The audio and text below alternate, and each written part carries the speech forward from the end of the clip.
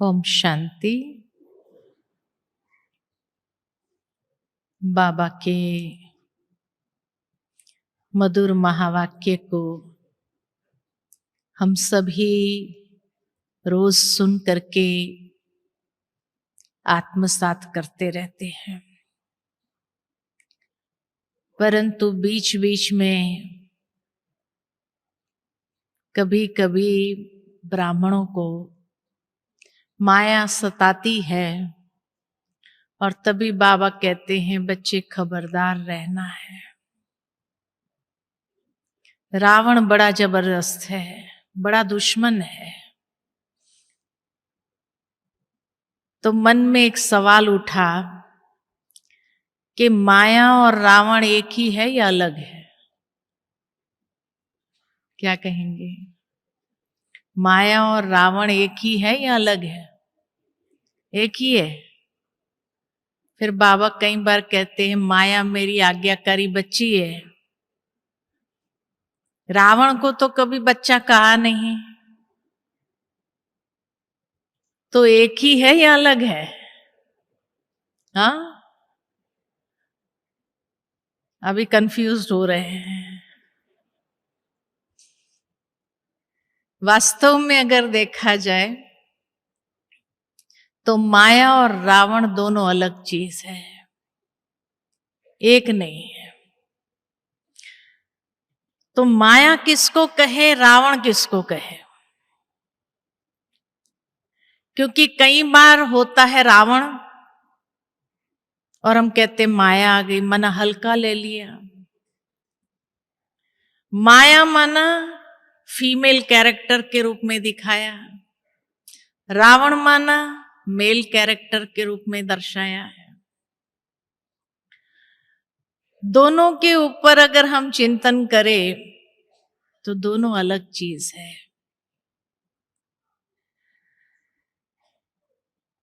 बाबा भी जब कहता है माया मेरी आज्ञाकारी बच्ची है, जब भी कोई ब्राह्मण ज्ञान में चलता है तो बाबा कहे देखो तो सही।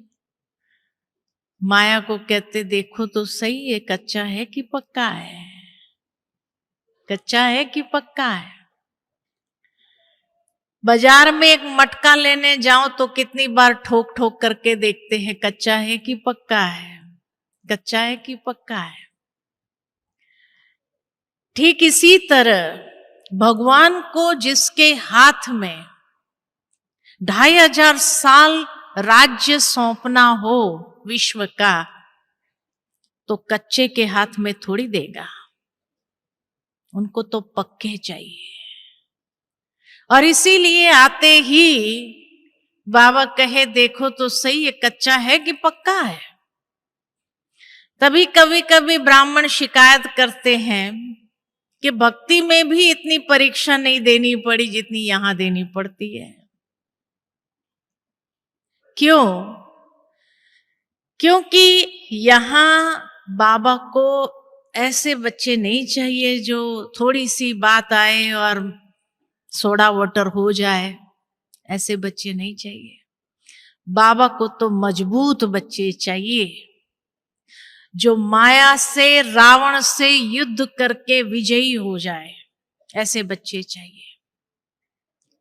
और इसीलिए प्रथम दिन से ही माया परीक्षा लेना चालू करती है, ठोकना चालू करती है, ये कच्चा है कि पक्का है। जैसे ही कोर्स पूरा होता है और रोज मुरली क्लास में जाने लगते हैं तो सबसे पहले घर वाले ही पूछना चालू करते क्या बात है, ये रोज रोज सुबह सुबह कहां भाग रहे हो, घर का कामकाज है कि नहीं है कि नहीं, परीक्षा आती है कि नहीं आती है। माताएं अनुभवी है कि पहले दिन से ही परीक्षा चालू होती है, लेकिन फिर भी निश्चय बुद्धि होने के कारण डट के रहे। फिर धीरे धीरे उन्होंने समझ लिया ये रोज जाने वाले हैं, बोलना बंद किया। उसके बाद जैसे ही प्याज लहसुन छोड़ा तो फिर परीक्षा शुरू होती है, ये कौन सा नया धर्म आया है, हाँ, ये कहाँ लिखा हुआ है, ये छोड़ दो सब, चालू होती है कि नहीं परीक्षाएं। अब जो कच्चे होंगे वो तो छोड़ के चले जाएंगे, बाबा को बच्चे चाहिए भी नहीं। बाबा कहते मुझे तो पक्के बच्चे चाहिए। और जो पक्के होते हैं, अपने दृढ़ता में रहते हैं, वो उन परीक्षाओं में भी सहज सहनशील होकर के भी, मजबूत बन करके भी पार कर जाते हैं। इसीलिए देखो, रामायण के अंदर अगर देखा जाए तो पहले फीमेल कैरेक्टर्स आती है, रावण तो बाद में एंट्री होता है। पहले तो सुपर्णखा, मंथरा, यही सब आती है, रावण तो बहुत बाद में आया। और इसीलिए ब्राह्मण जीवन पूरी रामायण है, जिससे हम गुजरते हैं वो ब्राह्मण जीवन है, जिसको रामायण के रूप में महर्षि वाल्मीकि ने लिखा कि ब्राह्मण जीवन कैसा होता है। तो कहानी आरंभ होती है दशरथ से, और दशरथ से जब कहानी आरंभ होती है, यानी बाबा ने भी हमें सबसे पहले दशरथ बनाया सतयुग के अंदर। संगम युग के पुरुषार्थ से हम दशरथ बनते हैं, अर्थात स्वराज्य अधिकारी आत्मा, जिसका अपनी कर्मेंद्रिय के ऊपर, 10 इंद्रियों के ऊपर संपूर्ण अधिकार है। तो सतयुग के अंदर हम ऐसी दशरथ आत्माएं थी, संपूर्ण स्वराज्य अधिकारी, 5 स्थूल इंद्रियां और 5 सूक्ष्म इंद्रियां। ऐसी हमारी स्थिति हमने अंत में बनाई थी, जिस कारण जो प्रारब्ध मिला सतयुग और त्रेतायुग का, उसमें हम दशरथ होकर के जीते थे। 10 इंद्रियों के ऊपर अधिकार था। और जिसका ये राज्य कहां था? तो अयोध्या। अयोध्या जहां कभी युद्ध नहीं हुआ। तो सतयुग और त्रेतायुग में किसी के जीवन में युद्ध नहीं था, क्योंकि दशरथ थे। और जिनकी 3 साथियां थी, और 3 साथियां कौन सी थी? सबसे पहली कौशल्या। कौशल्या माना सर्व कुशलताओं संपन्न, अर्थात बाबा ने हमें 16 कला संपूर्ण बनाया था। तो ये 16 कला, ये सारी कुशलताएं हमें हासिल थी। ये पहली साथी थी हमारी। दूसरी साथी थी कैकेयी, अर्थात सर्व प्राप्ति संपन्न आत्मा। तो प्राप्तियां भी अखुट थी हमारे जीवन में।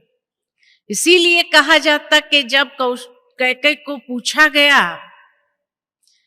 कि भाई मांगो, तुम्हें जो कुछ चाहिए वो मिल जाएगा, 2 वरदान मांगने के लिए कहा था, तो उसने कहा मुझे कुछ भी चीज की आवश्यकता नहीं है, सब कुछ है मेरे पास, आवश्यकता पड़ने पर कहेंगे, लेकिन अभी तो कुछ नहीं चाहिए। ऐसी सर्व प्राप्ति संपन्न आत्माएं सतयुग और त्रेतायुग में थे। और तीसरी साथी थी हमारी सुमित्रा, यानी सर्व के प्रति हमारा मित्रता का भाव, एक वसुधैव कुटुंबकम की भावना के साथ हम जीते थे। तो ये हमारी 3 साथियां थी दशरथ आत्मा की। लेकिन धीरे धीरे जैसे ही सतयुग त्रेतायुग पूरा होकर के द्वापर में भी 3 हिस्सा सुख मिला, लेकिन चौथे कलयुग के अंदर कहीं न कहीं कुछ न कुछ युद्ध शुरू हुआ जीवन के अंदर भी, और उन युद्धों के कारण कहा कि भाई घर में शांति बनी रहे, तो उसके लिए यज्ञ किया, और उस यज्ञ से जो फल माना संगम युग आ जाता है, और बाबा ने आकर के ये बेहद का यज्ञ किया, और इस यज्ञ के फल स्वरूप 4 बेटे हर एक को दिए। हर एक ब्राह्मण को 4 बेटे मिले, जिसकी परवरिश हमें निरंतर करनी है। और ये 4 बेटे कौन से हैं? तो श्री राम अर्थात ज्ञान, ज्ञानी तू आत्मा। भरत माना समर्पण भाव, योग माना ही ईश्वर के प्रति समर्पण भाव। लक्ष्मण माना जिसका लक्ष्य मन का इतना स्पष्ट और अविचलित, और ये लक्ष्य इसीलिए था क्योंकि त्याग की शक्ति थी। लक्ष्मण ने जैसा त्याग किया वैसा त्याग किसी का नहीं दिखाते, राम का भी नहीं दिखाते हैं। ऐसा त्याग किया, अर्थात जो धारणा मूर्त आत्मा है। और चौथा नंबर शत्रुघ्न, जो सबकी सेवा करता है, सारी माताओं की भी सेवा करता है, सबकी सेवा करने वाला सेवाधारी। तो ब्राह्मण जीवन के ये 4 आधार, ज्ञान, योग, धारणा और सेवा, ये 4 बेटे हैं जिसकी परवरिश हमें निरंतर करते रहना है, जिसको मजबूत बनाना है, क्योंकि यही जीवन का आधार है। और उसको मजबूत करने के लिए उन्हें गुरुकुल में भेजा गया शिक्षा दीक्षा लेने के लिए। अर्थात ये ब्राह्मण जीवन में भी इन 4 सब्जेक्ट को मजबूत करने के लिए रोज पढ़ाई पढ़ना अनिवार्य है।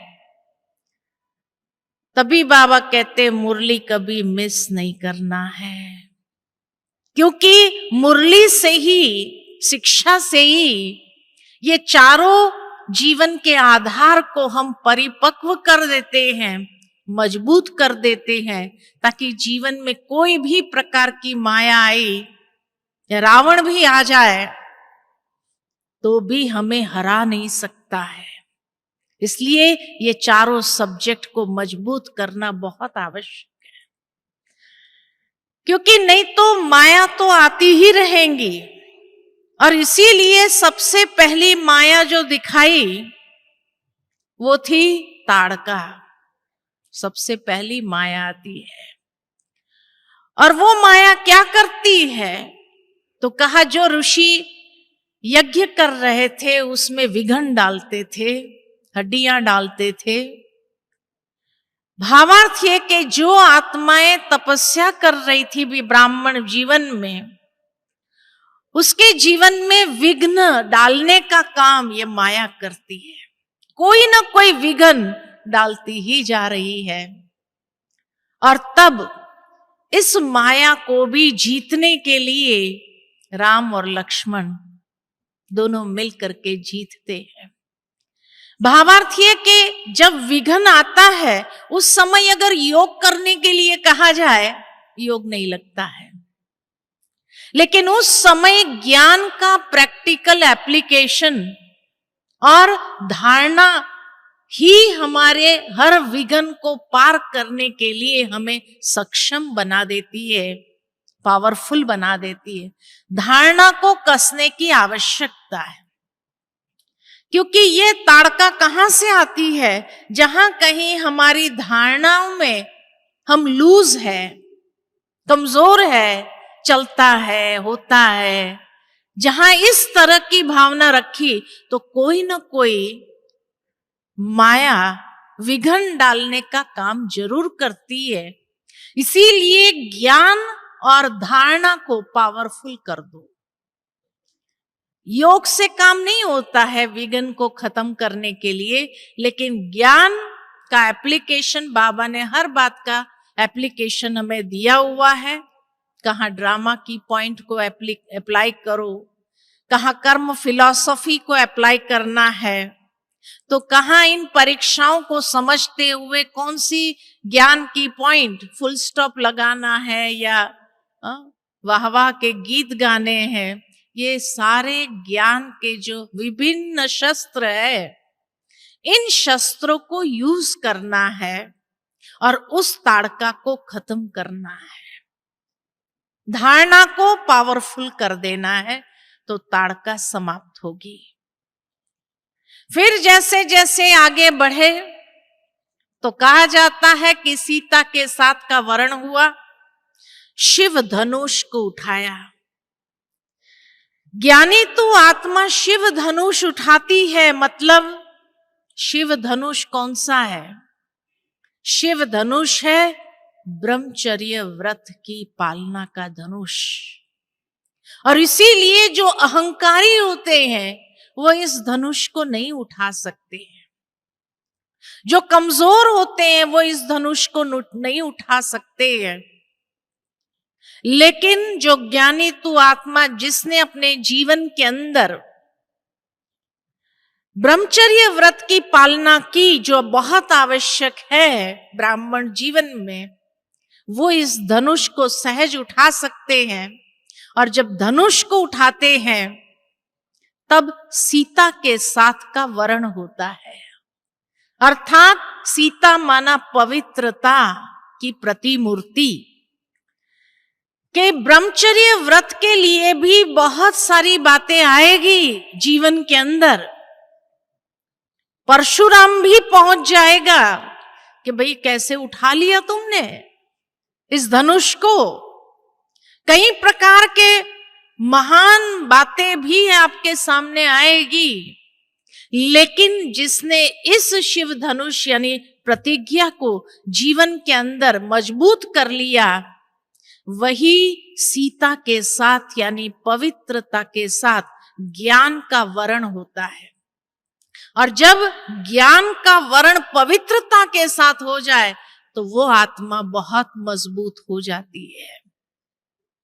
उसको कोई भी माया या कोई भी रावण जीत नहीं प्राप्त कर सकते हैं। तो ऐसी ब्राह्मण जीवन जैसे जैसे आगे बढ़ती है, फिर तीसरी माया आती है मंत्रा, के ब्राह्मण जीवन में चलते चलते चलते हर कोई ये महसूस जरूर करता है, जैसे बाबा की पिछले संडे की मुरली थी, कि उस घड़ी को याद करो जिस दिन आप ज्ञान में आए, जिस घड़ी में आपने ज्ञान को वर्ण किया अपने जीवन के अंदर। वो घड़ी कौन सी थी? जिस दिन ज्ञान में आए वो घड़ी कौन सी थी? तो बाबा ने बहुत सुंदर ये शब्द यूज किया, वही घड़ी बृहस्पति की दशा की घड़ी थी। कि जिस समय बृहस्पति का आशीर्वाद आपके ऊपर आया, उसकी छत्र छाया में आप आए, तो वो घड़ी कितनी श्रेष्ठ, कितनी महान थी। और इसीलिए उस घड़ी में क्या से क्या बन गए। तो इसी तरह जैसे ही आज भी अगर याद करते हैं कि जिस दिन हम ज्ञान में आए थे तो कितनी सुंदर घड़ी थी, जैसे उड़ने का अनुभव किया था। लेकिन चलते चलते आज अगर पूछा जाए तो क्या हो गए? वो उमंग उत्साह वही है, बढ़ा या कम हो गया? क्या हुआ? जिस दिन ज्ञान में आए उस समय जो सुहावनी घड़ी बृहस्पति की घड़ी थी, उसके बाद वो उमंग उत्साह बढ़ा या कम हुआ? कम हुआ। क्यों कम हुआ? क्योंकि मंत्रा आने लगी। और मंत्रा माना क्या? पर चिंतन, पर दर्शन, पर मत के प्रभाव में आए। तो ब्राह्मण बनने के बाद जैसे ही सहजता से चलने लगे, बहुत सहज हो गया, ये जीवन कितना सुंदर हो गया। लेकिन वहां माया कौन सी आती है? ब्राह्मण जीवन के बाद माया कौन सी आती है? तो जो बाबा कहते पर चिंतन पतन की जड़ है। और इसीलिए ब्राह्मणों में ही आपस में सुना क्या हुआ? मधुबन में जाने के बाद भी ऐसा हुआ। अरे हमसे पुराना, हमसे सीनियर टीचर है, फिर भी ऐसा। और ये बातों में कितना टेस्ट आता है, ये बातें, ये संसार समाचार सुनने में कितना आनंद आता है। तो ये मंथरा के परवश हुए कि नहीं हुए? तो जो आत्मा सर्व प्राप्ति संपन्न ब्राह्मण जीवन में के लिए कहा जाता है कि ब्राह्मण जीवन में अप्राप्त नहीं कोई वस्तु, ब्राह्मणों के खजाने में इतना बाबा खुट देता है। लेकिन जब ये मंत्रा के परवश होने लगते हैं, पर चिंतन, पर दर्शन, पर मत के प्रभाव में आए कि सारा नशा क्या होने लगा? सोडा वाटर होने लगा कि नहीं हुआ? और इसीलिए वो खुशी नहीं है। जो खुशी पहले दिन की थी हमारी, वो खुशी आज क्यों कम हो गई है? क्योंकि कहीं ना कहीं हम इस माया के शिकार, ये बहुत बड़ी माया है। और जब कैकेयी भी इस माया के परवश हुई तो कहां पहुंच गई? कहां पहुंच गई? कोप भवन में पहुंच गई। कोप भवन माना दुखी, परेशान, दुखी और परेशान हो गए। बस मुझे चाहिए, ये चाहिए, माना कहीं ना कहीं अप्राप्ति जो महसूस किया, उस अप्राप्ति की डिमांड शुरू हो गई कि ब्राह्मण जीवन में मुझे भी ये चाहिए। दशरथ और जैसे ही कोप भवन में पहुंची, वो परेशान, दुखी हो गई एकदम। बाल बाल सब बिखेर दिए, सब उतार दिए, और जैसे ही डिमांड शुरू किया तो आत्मा इतनी कमजोर हो गई, दशरथ इतना कमजोर हो गया कि उसका पिछला कर्मों का हिसाब सामने आ गया। पिछले कर्मों के हिसाब हमारे सामने तब तक नहीं आ सकते हैं जब तक हम पावरफुल है। वो पिछला कर्म हमारा कुछ नहीं कर सकता है, लेकिन पिछला कर्मों का हिसाब हमारे सामने तब आएगा जब हम पर चिंतन, पर दर्शन, पर मत के प्रभाव में आते, परेशान, दुखी हो गए, कमजोर हो गए, तो पिछला कर्म सामने खड़ा हो जाता है। दशरथ का भी पिछला कर्म कौन सा था? श्रवण कुमार के प्राण जब गलती से भी लिए गए, एक पाप कर्म जो हुआ, वो पाप कर्म यानी जो माता पिता से उसको श्राप मिले थे, जब तक वो पावरफुल स्थिति में था, ज्ञान, योग, धारणा, सेवा चारों ही सब्जेक्ट बैलेंस रूप में थे, तब तक पिछला कर्म उसके सामने नहीं आ सका। लेकिन जैसे ही आत्मा कमजोर हुई पर चिंतन के कारण, इसलिए बाबा कहते पर चिंतन पतन की जड़ है, और वो पर चिंतन के प्रभाव में आने से ही आत्मा कमजोर हो गई, दुखी, परेशान हो गई, तो पिछला कर्म सामने खड़ा हो गया। अब हिसाब चुकाओ। अब हिसाब चुकाने में प्राण चले गए। कई बार ब्राह्मण जीवन से भी मर जाते हैं, वापस दुनिया में चले जाते हैं। वो आत्माएं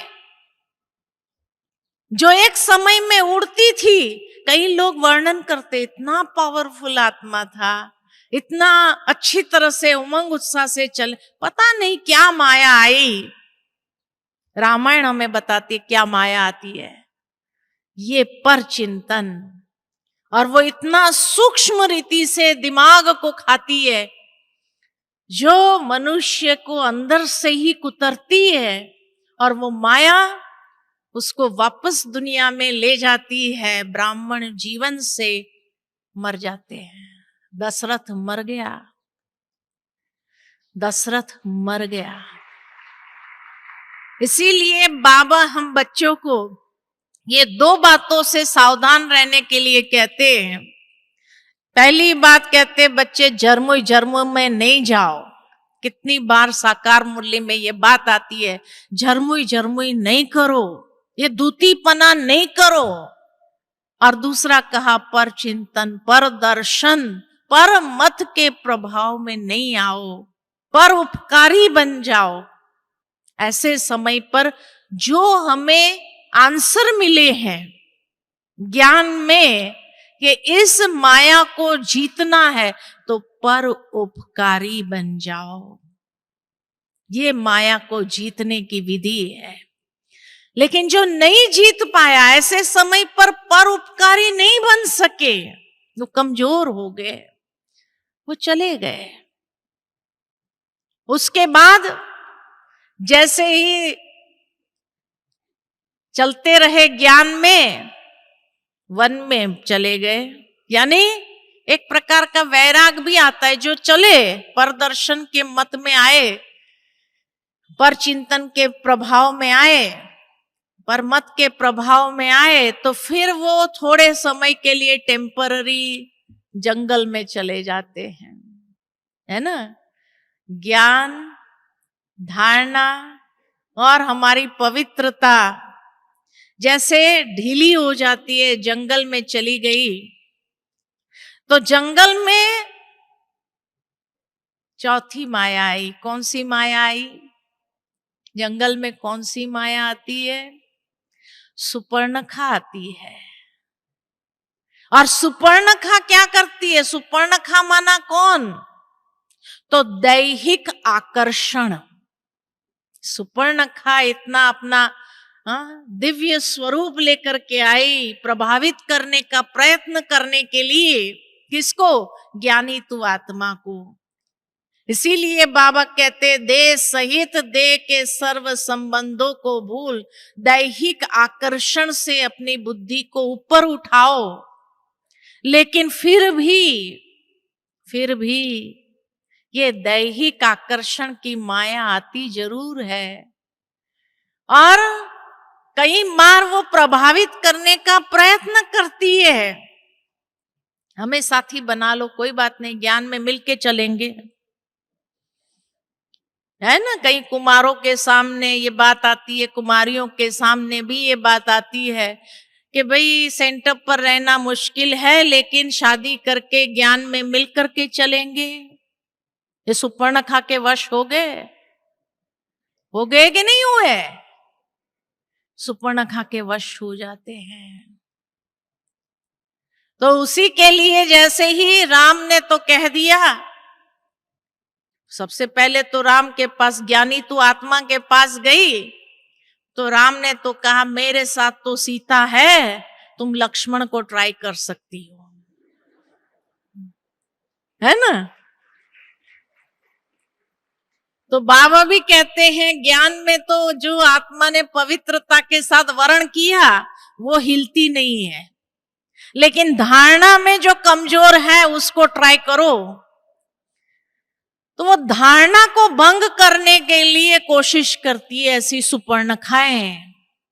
ये भी माया है, ये रावण नहीं, अभी तक रावण की एंट्री नहीं हुई है, ये माया ही है सारी। और इस तरह से दैहिक आकर्षण में जो फंसे हो गए। कुछ समय पहले बाबा की मुरली आई थी कि जब ऐसी दैहिक आकर्षण की बातें आती है तो लक्ष्मण ने भी क्या किया? सुपर्णखा को अपमानित कर दिया, उसका नाक ही काट दिया। तो जो धारणा में पावरफुल है वो उसका नाक हटा देते हैं, नाक काट देते हैं, यानी अपमानित कर देते हैं कि भाई तुम हमारे सामने किस मुंह से आई जाओ, दुनिया में बहुत पड़े हैं, उनको ट्राई करो ना, तुम हमारे पास क्यों आई है?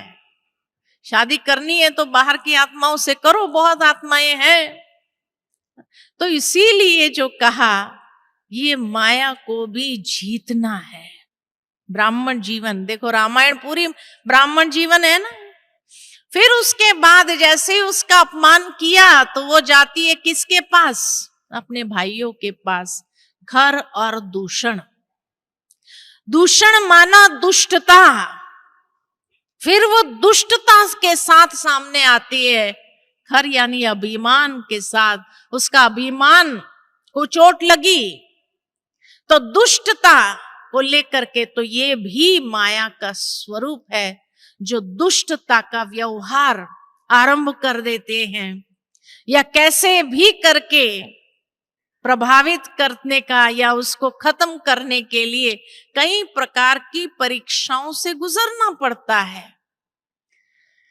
लेकिन जैसे ही उसको भी जीत लिया ज्ञान की शक्ति से और धारणा की शक्ति से, राम लक्ष्मण ने उसके साथ युद्ध करके उनको भी जीत लिया, तो फिर रावण की एंट्री होती है।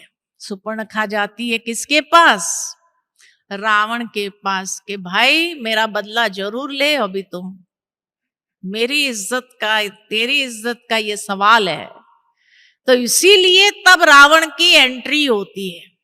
लेकिन रावण भी सीधा नहीं आता है, सबसे पहले मारीच को भेजता है।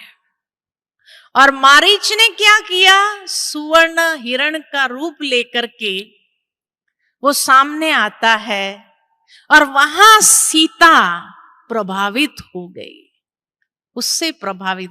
अभी सोनी हिरण कौन सा है ब्राह्मण जीवन में? ब्राह्मण जीवन में सोनी हिरण है प्रलोभन। प्रलोभन। और किसको उसने कहा कि मेरे को ये सोनी हिरण चाहिए? राम को ही कहा, मुझे ये सोनी हिरण ला करके दो। किस लिए? मैं जब वापस जाऊंगी ना 14 साल पूरा करके, तो माताओं के लिए ये उपहार लेकर जाऊंगी, उसकी चमड़ी का ब्लाउज बना देंगे। मुझे अपने लिए नहीं चाहिए, सीता ने कहा, माताओं को उपहार देने के लिए ये सोनी हिरण का चमड़ा चाहिए मेरे को। तो राम ने भी क्या कहा? ठीक है, लाके देता हूं। तो अलग हुआ, अलग हुआ। भावार्थ ये कि जब ज्ञानी तू आत्मा के सामने भी, जो पवित्र मूर्त आत्मा है, उसके सामने ये प्रलोभन, दुनिया के प्रलोभन आते हैं, तो कहीं ना कहीं हमारी पवित्रता विचलित होती है और व्यर्थ संकल्प चलते हैं। काश ये मिल जाए तो बहुत अच्छा, सेवा बहुत अच्छी कर सकेंगे, ये अच्छा होगा, वो अच्छा होगा, है ना, बहुत कुछ हम कर सकेंगे। तो पवित्रता प्रभावित हो गई। इसलिए बाबा कई बार कहते हैं कि व्यर्थ या नेगेटिव सोचना ये भी एक प्रकार की अपवित्रता है। यानी इस प्रलोभन के वश होकर के व्यर्थ चिंतन चलाना, ये चाहिए, वो चाहिए, ये होगा तो बहुत अच्छा होगा, ब्राह्मण जीवन में ये तो जरूरी है, मुझे अपने लिए थोड़ी चाहिए, सेवा के लिए चाहिए, है ना, अपने लिए नहीं चाहिए, सेवा के लिए चाहिए। और आज की दुनिया में सबसे बड़ी प्रलोभन वाली चीज कौन सी है? मोबाइल। अपने लिए थोड़ी चाहिए, सेवा के लिए चाहिए। उससे हम कितनों को सेवा कर सकेंगे, कितने अच्छे अच्छे क्लासेस सुन सकेंगे। और हम भी किसको कहते हैं? राम को कहते हैं, शिव बाबा को कहते हैं, बाबा और कुछ नहीं चाहिए, बस एक मोबाइल दिला दो, अच्छा वाला, अच्छा वाला एक मोबाइल मिल जाए बस, है ना। तो शिव बाबा राम भी मुस्कुराता है कि देखो ये बच्चे फंस गए, और इसीलिए कहता अच्छा ठीक है लाके देता हूं। बाबा को कहते हैं ना, योग में कहते हैं, और किसी को नहीं कहते हैं। बाबा आप किसी को निमित्त बनाओ, बस मोबाइल दे देवे हमें गिफ्ट के रूप में, है ना। तो इस प्रकार के प्रलोभनों में, या बाबा इतना कम से कम मेरा जमा हो जाए जो एक मोबाइल तो अच्छा खरीद सके हम, तो ये प्रलोभन में आ गए ना। तो ये भी माया है, मारीच तक माया है। रामायण के अंदर मारीच तक हर एक माया है। और इसीलिए जब उस माया में फंसे तो शिव बाबा हमसे दूर हुए। कैसे दूर होते? क्योंकि मन के अंदर उस प्रलोभन के विषय में विचार चलने लगे, तो उस समय बाबा याद रहेगा? बाबा याद नहीं है। बाबा जब भी याद आता है तो बाबा को भी कहते बाबा आप कुछ करो ना, हमने और कुछ थोड़ी मांगा, यही तो मांगा है, अपने लिए थोड़ी, सेवा के लिए ही तो मांगा है। तो इस प्रकार से राम हमसे दूर होते हैं ऐसे प्रलोभनों में जब हम फंसते हैं तब। और जब वो हमसे दूर हुए तो मन का लक्ष्य विचलित हुआ, और मन का लक्ष्य विचलित होने कारण लक्ष्मण को भी उटपटांग बातें बोलना शुरू कर दिया। तो कई बार हमारे मुख से भी जब वो मन परेशान है, उस प्रलोभन के पीछे है, नहीं मिल रहा है, तो मन का लक्ष्य विचलित होने से कुछ भी उटपटांग बातें हम बोलना शुरू करते हैं। और बोलना आरंभ करते हैं तो लक्ष्मण भी कहता अच्छा मैं भी जाता हूं, धारणा कमजोर हो गई। तो उसने लक्ष्मण रेखा खींच के गए कि मां इस रेखा से बाहर नहीं निकलना, भले मैं जाता हूं लेकिन तुम अंदर रहना। तो कहा ठीक है रहेंगे अंदर ही। लेकिन तब रावण की एंट्री आती है, और रावण ने जब देखा ये लक्ष्मण रेखा इतनी पावरफुल है कि ये तो बाहर नहीं, मैं तो अंदर नहीं जा सकूंगा, लेकिन इसको कैसे भी करके बाहर निकलना है। और इसलिए कहा भिक्षाम दे दे भाई, थोड़ा कुछ दे दो, मदद कर दो। सीता मदद करने के लिए आती है कि ठीक है मदद, कहा मैं तो अंदर नहीं आ सकता हूं, आपको बाहर आना पड़ेगा। भावार्थ ये कि बाबा हमें रहमदिल बनने के लिए जरूर कहते हैं, लेकिन रहमदिल आत्मा भी बनो, किसी को मदद करने की भावना भी रखो, तो भी मर्यादा के अंदर रहकर मदद करना, ये बाबा ने सिखाया है। मर्यादा क्रॉस करके किसी को मदद करने का प्रयत्न नहीं करना, क्योंकि जहां कहीं पर भी मर्यादा क्रॉस करके किसी को मदद करने का प्रयत्न किया तो रावण जरूर उठाकर ले जाएगा। तो रावण की एंट्री माना कोई न कोई मर्यादा का उल्लंघन कराना। अमृत वेले से लेकर रात्रि तक जो बाबा ने हम बच्चों को मर्यादाएं दी है, उन मर्यादाओं का उल्लंघन करते हैं तो रावण आता है। इसीलिए अगर किसी को मदद भी करना हो तो मर्यादा की लकीर में रह करके मदद जरूर कर सो। बाद में कह दो भाई मेरी मर्यादा इतनी है, बाकी आप जहां से भी मदद चाहिए ले लो। तो मर्यादा की लकीर के अंदर रह करके मदद करो, रहम भावना रखो, ये सब करो, नहीं तो रावण जरूर उठाकर ले जाएगा। और रावण जब उठाकर ले गया तो फिर सीता ने क्या किया? जटायु भी आया मदद करने के लिए, लेकिन उसको भी रावण घायल कर देता है, माना मदद करने नहीं देता है। ऐसे ही जैसे ही हम परवश हुए, मर्यादा की लकीर को क्रॉस करके मदद करना माना परवश हो जाना, और परवश होना माना कोई न कोई ग्रहाचारी हमारे ऊपर बैठ जाना। आज भी बाबा ने मुरली में कहा राहु की ग्रहाचारी, सबसे कड़ी ग्रहाचारी ये रावण है। ये समझना, ये माया नहीं है, ये माया नहीं है, ये रावण है जो ग्रहाचारी बैठ जाती है।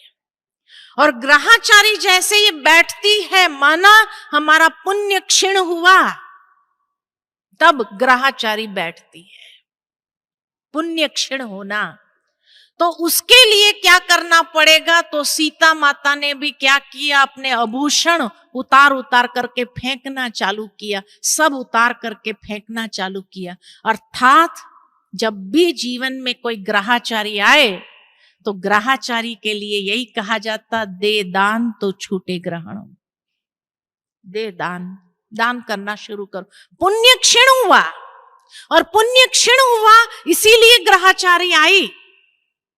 तो पुण्य क्षीण हुआ तो उस पुण्य को बढ़ाने के लिए दान करो, तो पुण्य वापस थोड़ा थोड़ा करके कुछ न कुछ पुण्य शुरू करो।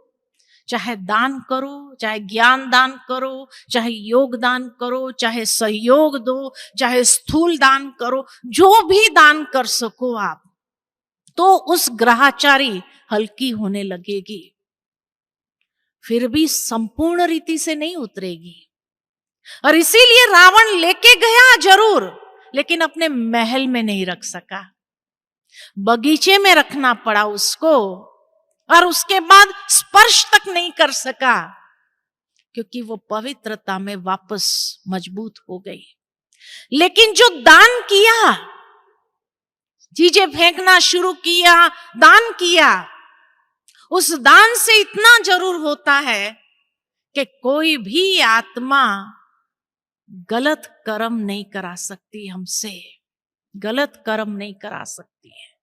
पुण्य क्षीण होने से रावण जरूर उठा कर ले जाएगा, लेकिन वो स्पर्श तक नहीं कर सकता है।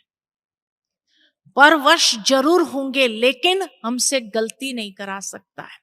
और कम से कम वहां त्रिजटा जरूर मिल जाएगी, कोई ना कोई ऐसी आत्मा मिलेगी हमें जो हमारा सहयोगी या सहारा जरूर बन जाएंगे।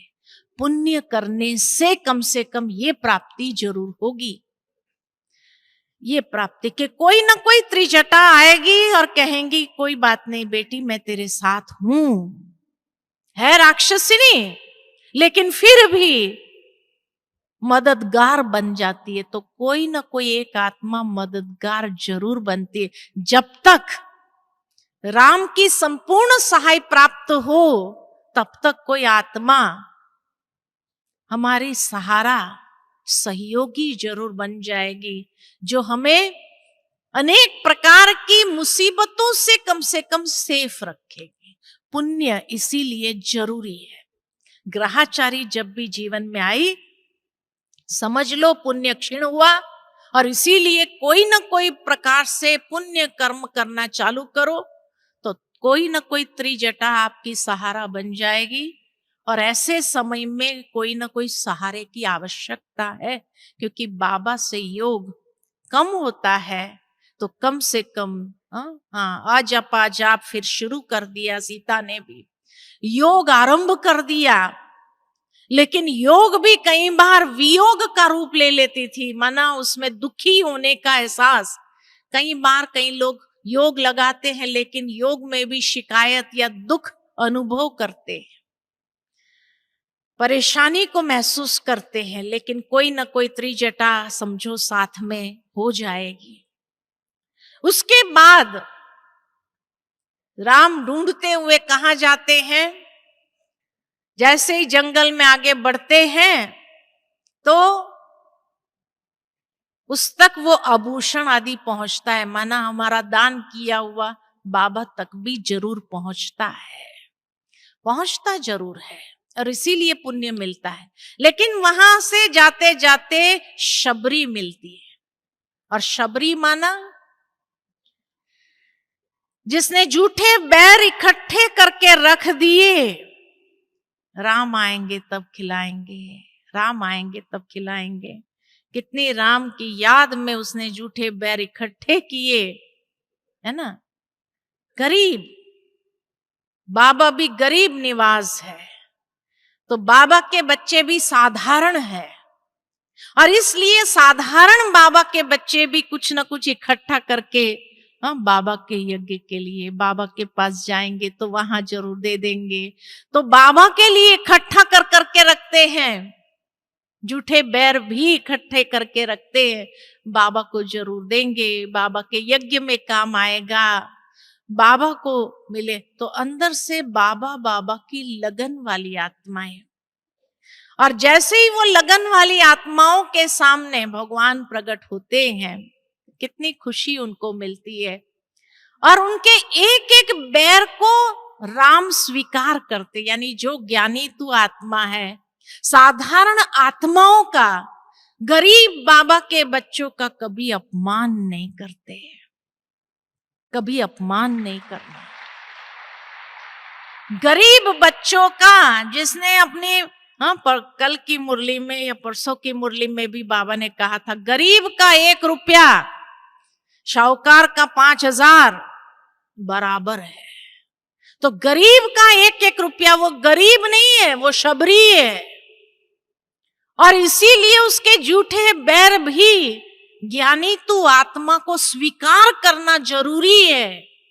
और जब वो स्वीकार करते हैं, यानी सम्मान देते हैं, उस आत्मा को भी आत्मा रूप में सम्मान देना कि ये भी बाबा का बच्चा है। लेकिन राम ने तो स्वीकार किया, सम्मान दिया, लेकिन लक्ष्मण को गुस्सा आ रहा था अंदर से, ये राम कहाँ बैठ गए जूठे बैर खाने के लिए। अरे बैर खाना था तो मैं ही जंगल से लेकर के आता था, मुझे ही कहते थे कम से कम अच्छे बैर लेके आते थे, है ना। माता सीता को ढूंढने निकले और ये यहां टाइम वेस्ट कर रहा है, उसको गुस्सा आ रहा था। राम ने तो बैर स्वीकार किए, लक्ष्मण को कहा ले बहुत मीठा है तू भी खा। लक्ष्मण को अंदर से गुस्सा था तो क्या कर रहा था, लाता था फेंक दिया, लाता था फेंक दिया, स्वीकार नहीं किया। कई बाबा के बच्चे भी उन गरीब शबरियों का अपमान करते हैं, और जो अपमान करते हैं, अपमान का फल भी रामायण के अंदर दिखाया कि लक्ष्मण को मूर्छा आती है। और जब मूर्छा आती है तो कौन सी जड़ी बूटी काम आई, वही जूठे बैर। जूठे बैर जो पेड़ बन करके निकले थे, पूरा पेड़ का पेड़ जैसे उसके लिए जड़ी बूटी के रूप में काम आए, तब वो मूर्छा से बाहर आया। इसलिए याद रखना, कभी भी कोई गरीब बाबा के बच्चों का अपमान न हो जाए, क्योंकि अपमान हुआ तो मूर्छा जरूर आएगी। कितनी सुंदर रामायण हमें बातें सिखाता है। हमारा ब्राह्मण जीवन है, जाने अनजानेपन में भी ज्ञानी तू आत्मा का लक्षण यही होना चाहिए कि हर आत्मा, कोई साधारण हो, अमीर हो, शाहूकार हो, कैसी भी आत्मा हो, लेकिन उसका अपमान हमसे नहीं होना चाहिए। उसका अपमान नहीं करो, है ना, उसको भी इतना ही सम्मान दो। इसीलिए श्री राम को मूर्छा नहीं है, ज्ञानी तो आत्मा को मूर्छा कभी नहीं आएगी अगर सम्मान देंगे तो। लेकिन जहां अपमान किया तो वहां जीवन में मूर्छा जरूर आएगी, बेहोशी जरूर आएगी, वो नागपाश उसको जरूर डसेगा। कई प्रकार के दुनिया के नागपाश हमें डसने का प्रयत्न करेंगे। इसलिए ब्राह्मण जीवन सहज सरल हो तो उसके लिए हर आत्मा का सम्मान करो, क्योंकि कभी कभी वो साधारण आत्माएं भी आगे के रास्ते दर्शाने के लिए निमित्त बन जाती है। और इसीलिए जब ज्ञानी तू आत्मा ने पूछा कि अब आगे मुझे कहाँ जाना है, तो कहा ऋषिमुख पर्वत पर हनुमान आपका इंतजार कर रहा है, आपका भक्त आपका इंतजार में बैठा है। आगे के डायरेक्शन शायद कभी कभी उनके मुख से भगवान ऐसी बात बुलवाते हैं जो बात हमारे लिए बहुत काम की हो जाती है, हमारे पुरुषार्थ के मार्ग में सरलता, सहजता, एक रियलाइजेशन करा देती है। और इसीलिए ऐसी साधारण आत्मा का भी सम्मान करो। बाबा के जीवन कहानी में ये बात आती है कि बाबा के सामने एक भीलनी होती थी, और भीलनी नहा धोकर स्वच्छ होकर के बाबा के लिए कुछ न कुछ भोग बना करके लाती थी साकार बाबा के सामने, और बाबा ने स्वीकार किया था। और बाबा ने यही, कईयों ने बाबा को कहा कि बाबा ये भीलनी ले आई है, उसको आप कैसे स्वीकार करते हैं? बाबा ने कहा उस बच्ची ने ना धो करके, इतना स्वच्छ हो करके, इतना प्यार से ये बनाया है, बाबा कैसे स्वीकार नहीं करेगा। और तभी बाबा ये कहता है कि वो भीलनी जब भी 1 रुपया बाबा मेरी भी ईंट लगा देना, उसी भीलनी का गायन है जो मुरली में आज तक आता है कि 1 रुपया भी ईंट के लिए भेज देती है। और बाबा कहते हैं उसका 1 रुपया शाहूकार का 5,000 बराबर हो जाता है।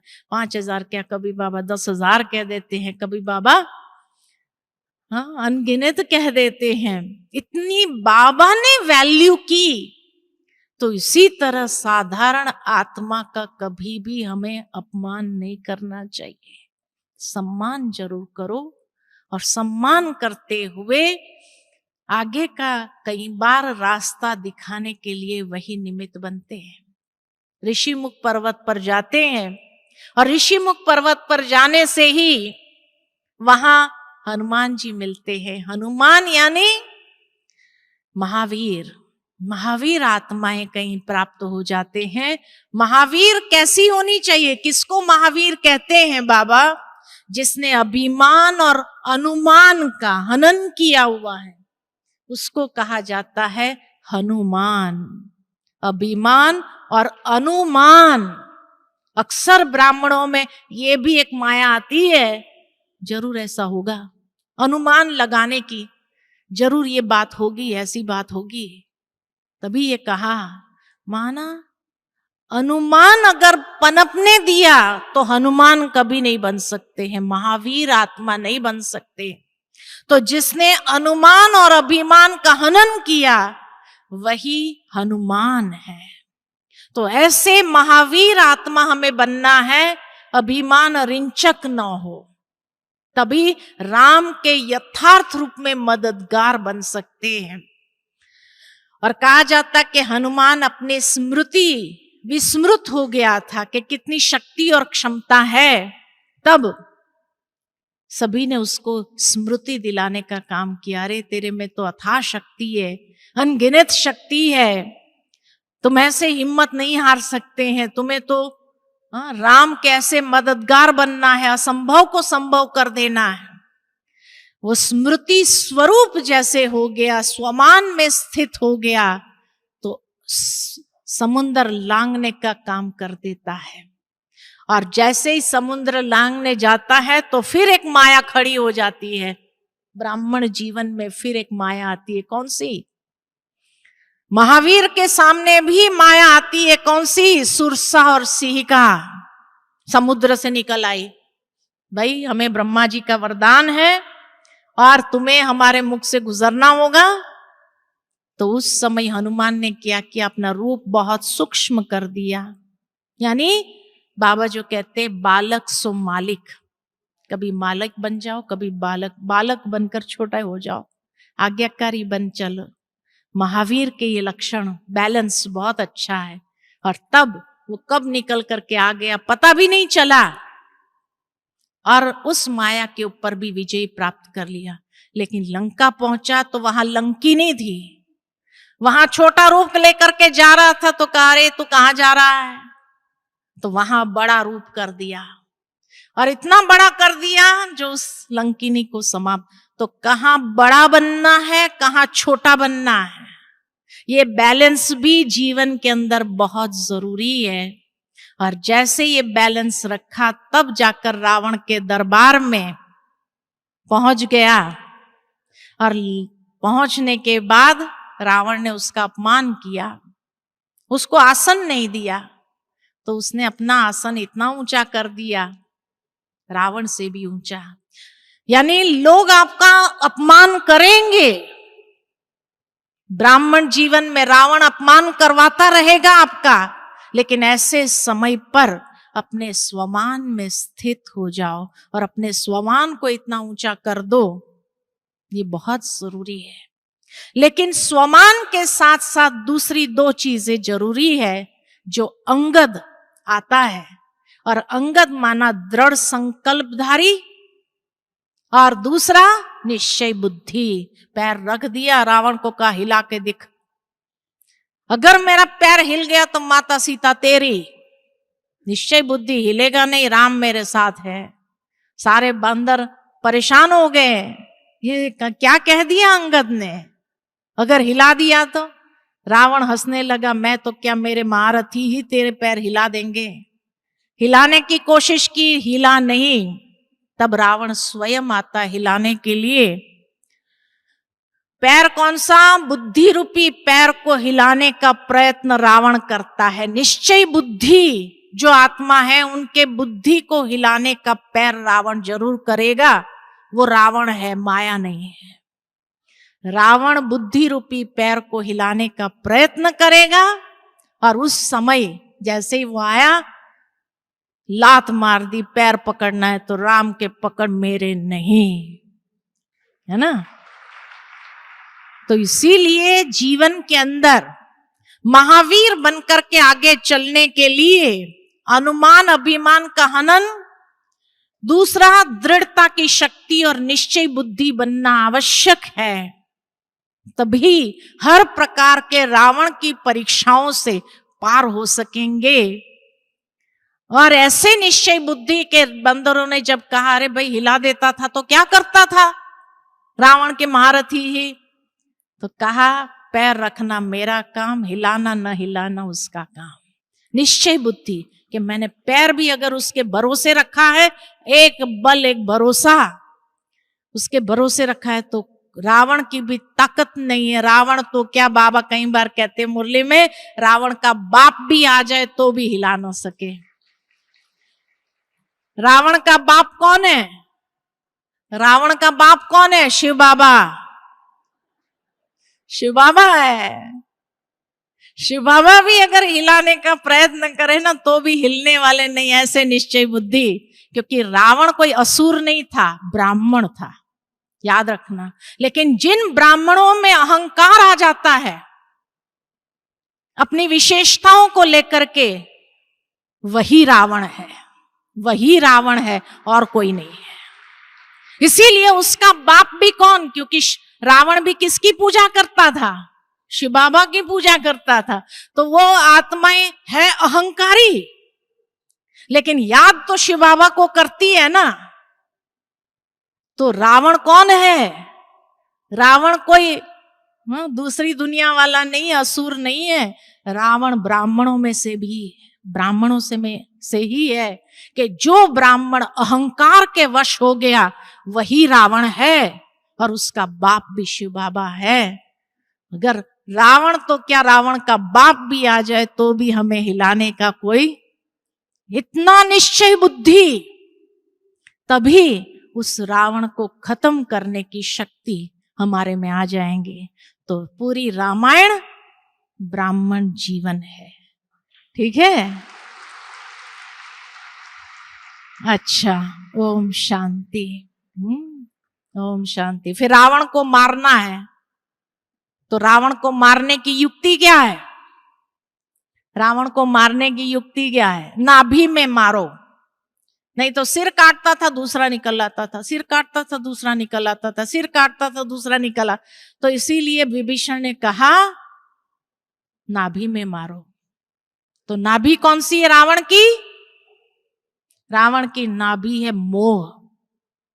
मोह है उसकी नाभि। स्वयं से जब मोह है तो अहंकारी हो गया, स्वयं से मोह। दूसरों से जब मोह है तो आसक्ति है, प्रलोभन के वश है। इसीलिए सभी विकारों की जड़ मोह। तभी गीता के अंदर भी भगवान ने अर्जुन को कहा, नष्टो मोहा स्मृतिर्लब्धा। नाभि से ही पोषण मिलता रहता है। आप अभिमान को काटो नहीं, मोह को काटो। मोह जैसे ही जिस दिन खत्म हुआ, रावण मर गया। नहीं तो तब तक मोह के कारण ही रावण बड़ा होता जाता है, बड़ा होता जाता, हर साल बड़ा होता है, ब्राह्मणों में भी। इसीलिए रावण की नाभि को मारना माना नष्टो मोहा स्मृतिर्लब्धा। ये है रावण की नाभि, जहां से उसको पोषण मिलता है। मैंपन और मेरापन, इसको समाप्त करना है। स्वयं से मोह और अपनों से मोह, इसको समाप्त करना बहुत जरूरी है। ये मोह का पोषण मिलना बंद हुआ तो रावण समाप्त। ठीक है, तो ये है रावण की नाभि। नष्टो मोहा स्मृतिर्लब्धा, यही 18 अध्याय गीता का सार और यही रामायण का भी सार। नष्टो मोहा बनो, मैं और मेरेपन को समाप्त करो। जिस दिन हम ब्राह्मण लोग, नहीं तो सबके अंदर थोड़ा थोड़ा अंश रावण का है, इसलिए उसको समाप्त करना जरूरी है। ठीक है, ओम शांति।